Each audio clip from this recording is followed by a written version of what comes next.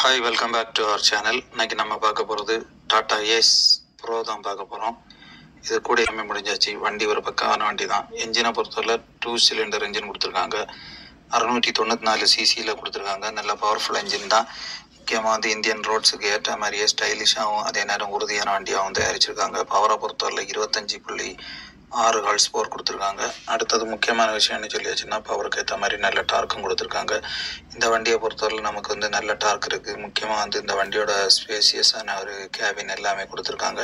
Dark வந்து 51 Newton மீட்டரில் கொடுத்துருக்காங்க. முக்கியமாக வந்து வண்டியோட ஸ்டைலிஷ் டிசைன் எல்லாமே பக்காவாக இருக்குது. வழக்கமான டாடா ஏஸோட இது ஒரு அட்வான்ஸ் ஃபீச்சராக இருக்குது. மாடர்ன் ஸ்டைலில் இன்னைக்குள்ள காலகட்டத்தில் ஒரு அழகு வாய்ந்த வண்டியாக இருக்குது.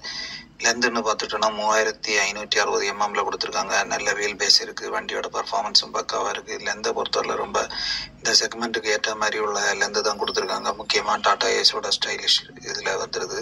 விட்டுன்னு பார்த்தோன்னா 1497 mm இருக்குது. வண்டியோட பர்ஃபார்மன்ஸும் நல்லா இருக்குது. அதோட மைலேஜ் டீட்டெயில் எல்லாமே பக்காவாக கொடுத்துருக்காங்க. முக்கியமாக வந்து வண்டியை பொறுத்தவரை வீல் பேஸ் ரொம்ப முக்கியம். வீல் பேஸ் 1800 mm இருக்குது. வீல் பேஸை பொறுத்தவரை நமக்கு ஸ்டெபிலிட்டியை கொடுக்கும். வண்டிக்கு நிலைப்புத்தன்மை, அதாவது ரோட்டில் போகும்போது எந்த வித ஒரு வாப்ளிங்கும் இல்லாமல் நல்ல இதாக போகிற மாதிரி கொடுத்துருக்காங்க. டச் ஸ்க்ரீன் இன்ஃபோர்டைன்மெண்ட் 7 இன்ச்சில் கொடுத்துருக்காங்க. ஸோ டிரைவருக்கு கோ டிரைவருக்கு எல்லாமே வண்டி ஃப்ரீ டைமில் என்ஜாய் பண்ண மாதிரி நல்ல இதெல்லாம் கொடுத்துருக்காங்க. டேஷ்போர்டு, கியர் பாக்ஸ், அதாவது கியர் லிவர் வந்து டேஷ்போர்டு. வண்டி வந்து ஒரு பக்காவான டிசைனான வண்டி தான் சொல்லலாம். மாடர்ன் டிசைனில் இருக்குது. ஸ்டைலிஷாக இருக்குது. டோர் சைடு இருக்குது. இது மாதிரி சைடு எல்லாமே இண்டிகேட்டர் எல்லாமே கொடுத்துருக்காங்க. நல்ல பெரிய அகலமான விண்ட்ஷீல்டு கொடுத்துருக்காங்க. வைப்பர் வந்துடுது. நமக்கு மெயினாக ஃபாக் லைட்டுக்குள்ள ப்ரொவிஷன் இருக்குது.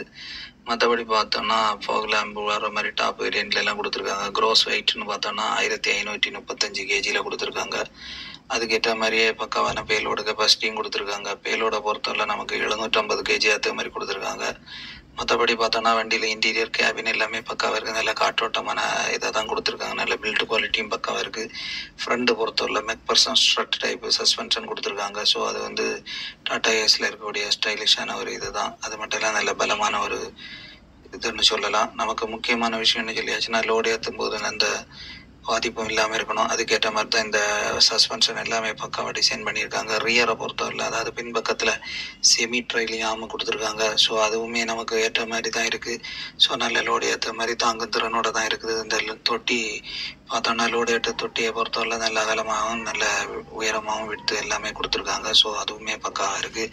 ஃப்ரண்ட் வந்து நமக்கு டிஸ்க் பிரேக்கு கொடுத்துருக்காங்க. அதே மாதிரி பார்த்தோன்னா ரியரில் ட்ரம் பிரேக் வந்துடும். ஸோ பிரேக்ஸ்ன்னு பொறுத்தவரை இந்த வண்டி டைப் வண்டிகளுக்கு எல்லாமே இந்த மாதிரி தான் வருது. ஸோ ரியரில் இந்த வண்டியிலையுமே ட்ரம் பிரேக் தான் கொடுத்துருக்காங்க. வண்டியோட ஹெட்லைட் எல்லாமே பக்காவாக இருக்குது. நல்ல டாட்டாவோட பேட்ஜிங் எல்லாம் பக்காவாக கொடுத்துருக்காங்க. ஃப்ரண்ட் லுக்காக பார்க்கும்போது ஒரு ஃபாரின் வண்டி மாதிரி தான் இருக்குது. நம்ம இந்தியன் ரோட்ஸில் இது ஒரு புதுவிதமான ஸ்டைலில் வரக்கூடிய வண்டினே சொல்லலாம். அட்ஜஸ்டபிள் டிரைவர் சீட் வந்துடுது.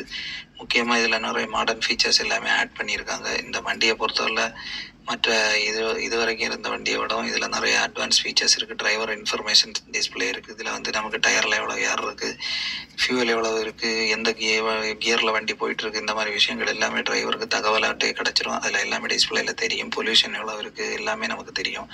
டயர் சைஸை பொறுத்தவரை 145 R12 டைப்பில் கொடுத்துருக்காங்க. ஸோ டாடா ஏஸில் இருக்கக்கூடிய அதே ஸ்டைலில் தான் வருது. மற்ற இதுன்னு சொல்ல முடியாது. இதோட அப்ளிகேஷன் பார்த்தோன்னா கொரியர் ஏற்றிட்டு போகிறது, FMCG உணவு பண்டங்கள், இந்த மாதிரி விஷயங்கள்லாம் சேஃபாக கொண்டு போகிறது, இதெல்லாத்துக்கும் இந்த வண்டி பயன்படும்னு சொல்லலாம். முக்கியமாக பல்வேறு விதமான உபயோகத்துக்கு இந்த வண்டி பயன்படுது.